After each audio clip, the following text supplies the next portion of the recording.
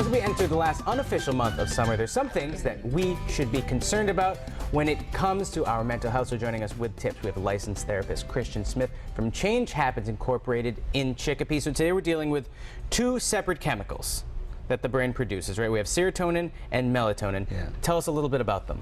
So serotonin is a chemical that our brain produces that regulates our mood, our appetite, our memory.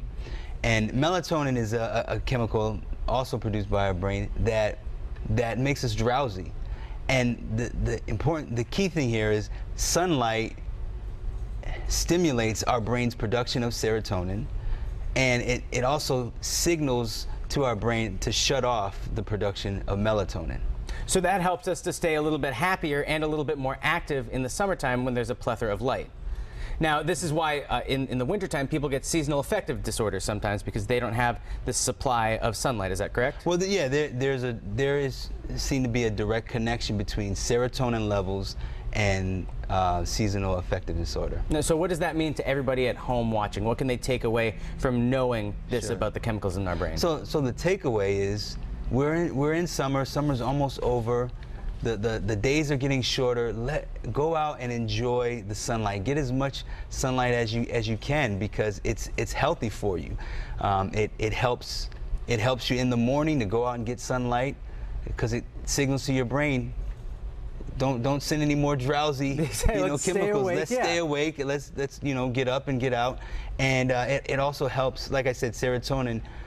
It regulates our mood, our appetite, our memory. These are all important aspects to our life, and so the more sunlight you get, the more your brain is healthy. Now, I don't know if studies have revealed any information about this, but can you store up, if you're out in the sunlight more? Is that going to help you in February when it's freezing out, or or is it just kind of per day you need to be outside?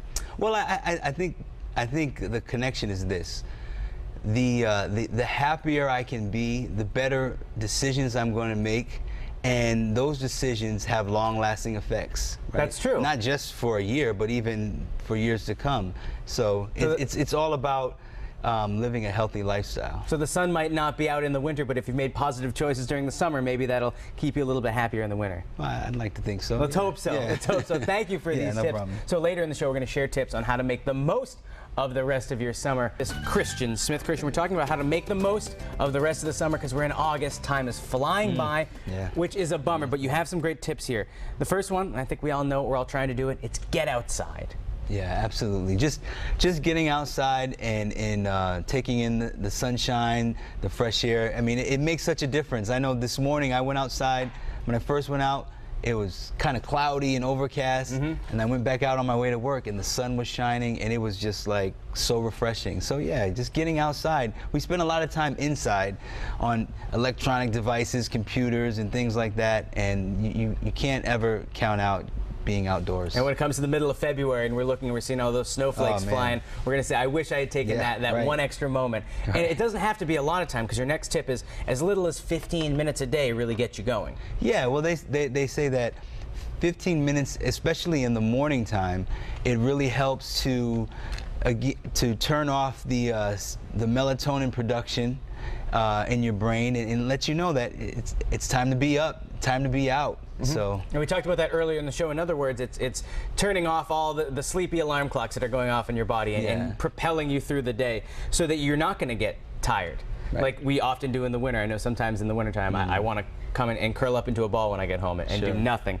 Your next tip is start planning things. Start planning the rest of your warm weather weekends. Yeah. I mean, we're at the beginning of August, so we have a few good summer weekends left, and even into September, we often see some nice weather in September.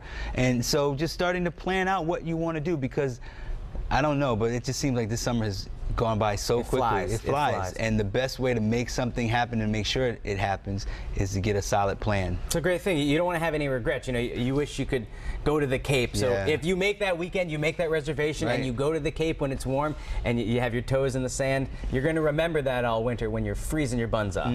And lastly, speaking of winter, now's a great time to start planning for those cold months, so you're not left with nothing to do. Yeah, trying to figure out a way to be active even during the winter months. I mean, if you lived in New England a year or two, you know what it's going to be like, and you know what kind of options you're going to have. And so thinking ahead and trying to figure out what can I do to stay active. And it's not like the sun doesn't shine in the winter. I mean, no, it does. You don't want to be outside in it. It's so true. cold. That's true. And lastly, there's such a combination of mental health and physical health. They go together hand in hand. So now is a great time to start a workout plan, because if you're trying to start a workout plan in February, you're not going to want to go outside as much. It's true. I mean, it can feel like, oh, the summer's over. I want to get in shape before the summer, but the summer will be back. And getting in shape is more about a healthy lifestyle anyway, and it's never too late to start living a healthy lifestyle. So if you can propel yourself now, you'll be off the ground, you'll be running by the time winter hits, you'll be good to go, and you'll be in better shape than ever. Christian, it's a pleasure having you here. Thank you so much for joining us. And if you want more tips, just visit our website, mymassappeal.com, a little bit later today.